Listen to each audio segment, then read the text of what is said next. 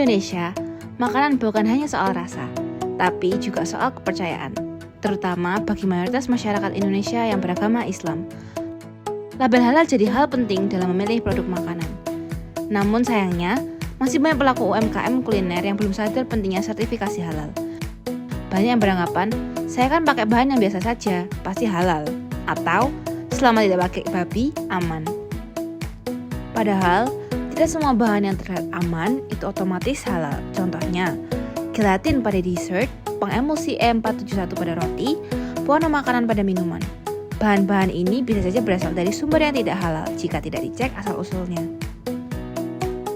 Lebih dari itu, berdasarkan Undang-Undang Nomor 33 Tahun 2014 tentang Jaminan Produk Halal, seluruh produk makanan, minuman, obat-obatan, kosmetik, hingga barang gunaan wajib bersertifikat halal secara bertahap. Dan tahap awal dimulai sejak Oktober 2024. Lalu, kenapa UMKM kuliner masih banyak yang belum mengurusnya? Beberapa alasan umum adalah tidak tahu cara mendaftarnya, mengira prosesnya ribet dan mahal, dan yang terakhir tidak merasa butuh karena sudah merasa halal.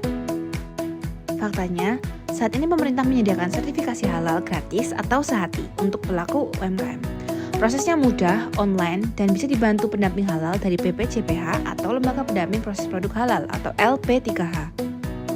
Berikut adalah cara daftar sertifikasi halal secara online. Yang pertama, buka website ptsp.halal.co.id. Yang kedua, buka akun dan isi data usaha. Yang ketiga, pilih skema self-declare. Yang keempat, unggah dokumen seperti KTP, NIB, dan daftar bahan baku. Yang kelima, pilih pendamping halal yang tersedia. Dan step terakhir adalah tunggu proses verifikasi dan sertifikat pun keluar secara digital.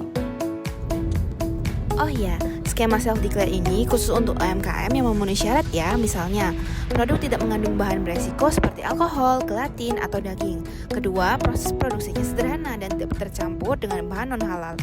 Ketiga, diproduksi sendiri, bukan maklon atau pabrik besar. Kalau usaha kamu termasuk kategori ini, proses sertifikasinya bisa jadi jauh lebih cepat dan mudah.